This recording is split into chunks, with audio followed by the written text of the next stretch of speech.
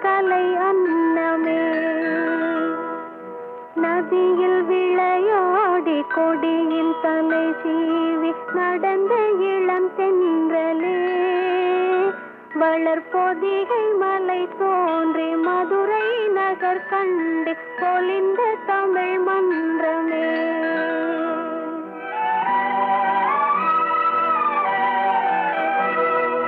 மலர்ந்து மலராத பாதி மலர் போல வளரும் விழி வண்ணமே. வந்து விடிந்தும் விடியாத காலை பொழுதாக விளைந்த கலை அன்னமே.